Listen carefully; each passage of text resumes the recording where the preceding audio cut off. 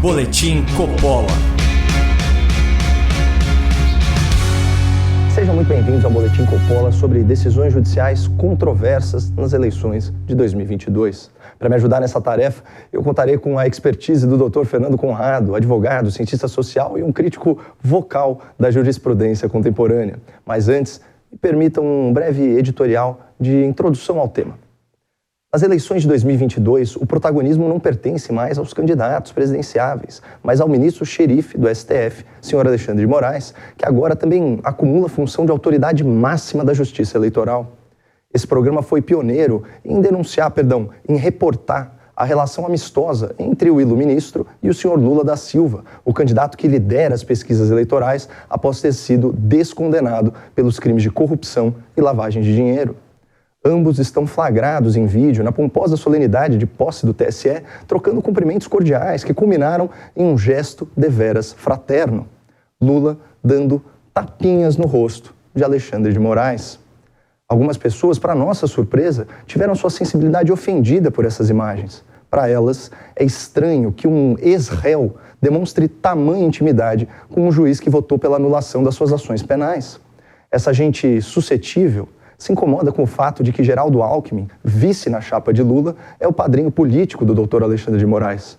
Ainda de forma tímida e acoelhada, essa turba de perturbadores da democracia ousa lançar a suspeita de que o ministro é suspeito e assim não poderia conduzir seus julgamentos com imparcialidade. Até parece. Alexandre de Moraes é o jurista que colocou de joelhos o Ministério Público ao provar que é perfeitamente possível e aceitável que o mesmo homem seja vítima e juiz e ainda consiga manter exemplar isenção na aplicação da lei. Portanto, a todos esses sabotadores da República que tentam achar pelo em ovo, eu faço questão de lembrar de quem estamos tratando.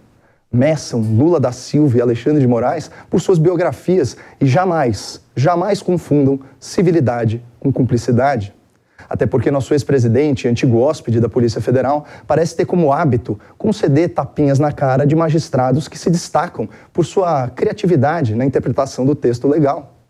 Outro que fez jus a pancadinhas no rosto e foi fotografado, filmado, recebendo os famosos tapinhas de Lula, foi o Dr. Benedito Gonçalves, por coincidência, também ministro do Tribunal Superior Eleitoral.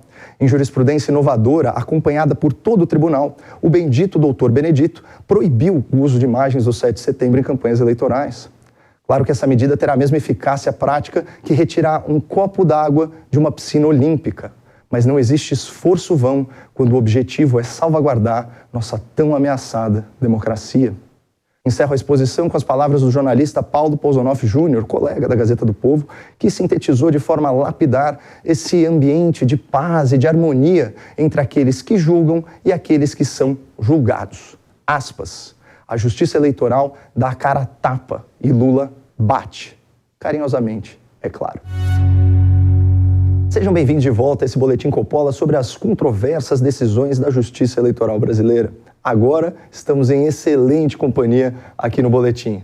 Como vai, Conrado? Obrigado, Caio. Sempre uma alegria estar aqui comentando os principais fatos que a gente vê acontecendo no Brasil, né? Fatos e absurdos, né, Fatos Caio? e absurdos. Bom, doutor, vamos começar por um desses, né? A já citada decisão do bendito ministro Benedito, referendada por unanimidade pelo TSE. A decisão de proibir o uso de imagens do 7 de setembro nas propagandas eleitorais. Eu queria saber, do seu ponto de vista, o que falou mais alto aqui? Foi o direito ou foi a política? O que a gente tem que levar em consideração, até vou fazer um apanhado geral, o que a gente viu acontecer até agora, nessa ânsia de defender a democracia, é que a nossa justiça eleitoral não deixou a primeira-dama Michele Bolsonaro aparecer mais nos vídeos do Bolsonaro. A gente viu também as imagens do 7 de setembro que foram arrancadas, inclusive o uso de armas. O Fachin falou que teria grandes violências no Brasil, vamos cortar a arma das pessoas. Aí não se comprovou nada no final de semana aí, do 7 de setembro, e ele não voltou à lei, né? Sim. Liberando as armas para todo mundo, inclusive os próprios telefones. A gente vai ter que abrir mão dos telefones agora nas nossas votações. Esses são os absurdos.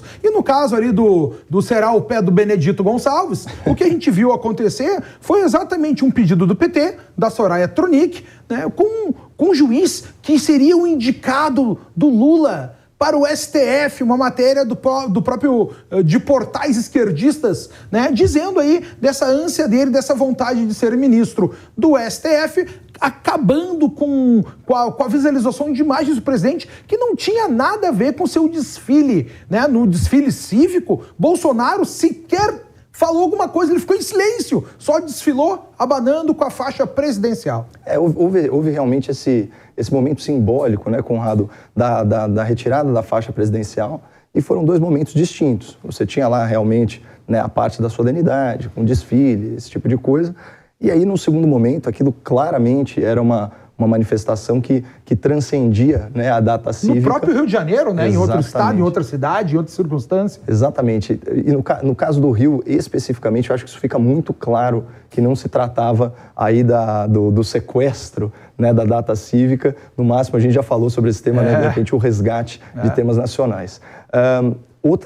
Agora, olha, infelizmente, vou ter que criticar aí, né, as elevadas autoridades da sua terra.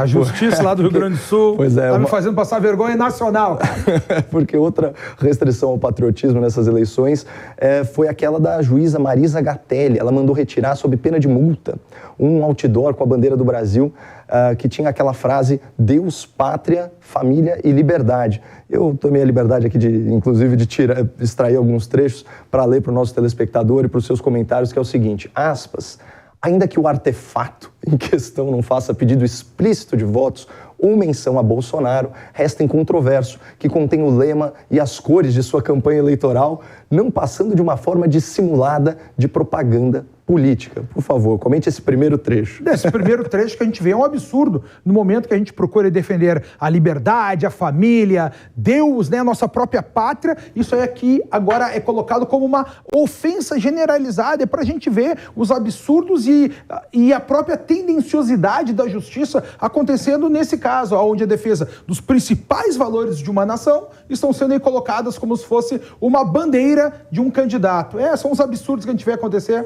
Lá no Rio Grande do Sul acontece bastante essas coisas. Então, e na cabeça de certas pessoas, né, as cores nacionais, as cores da bandeira estão proibidas. Elas são de todos.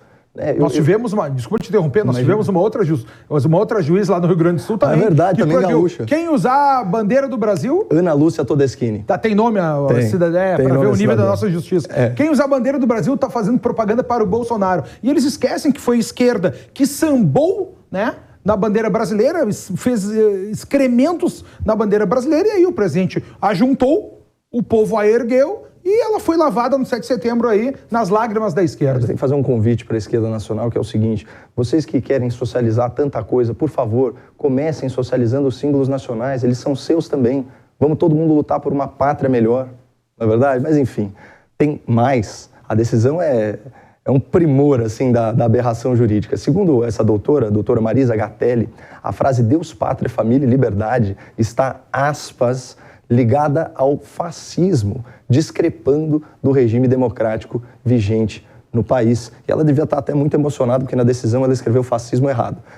Seus comentários a esse respeito. Não, o principal ponto dessa decisão, e que me deixa com vergonha da justiça gaúcha, é o fato dela ter baseado essa vinculação com o fascismo numa matéria de um post de um site de internet de informação. Não tem integridade intelectual. O fascismo é o oposto. Sim. O fascismo fascismo porque em italiano é SCX, né? O fascismo, ele é exatamente o Estado gigante, o Estado que não autoriza a liberdade, o Estado que não autoriza o uso religioso, o Estado que não defende a pátria como um todo e que é a submissão de cada indivíduo a essa abstração social. O que a gente vê aqui é uma defesa inequívoca, né, de um lado dessa disputa eleitoral. Sim.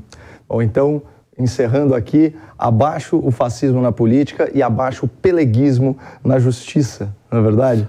E por todo o Brasil, né? Que peça do Rio Grande do Sul, Fernando, por todo o Brasil. Muito obrigado mais uma vez. Bom, você que gostou desse bate-papo, não deixe de acompanhar o Fernando Conrado nas redes sociais, é @Fernando Conrado no Instagram e no Twitter.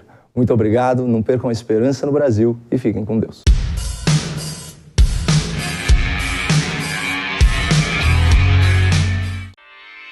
Realização Jovem Pan News.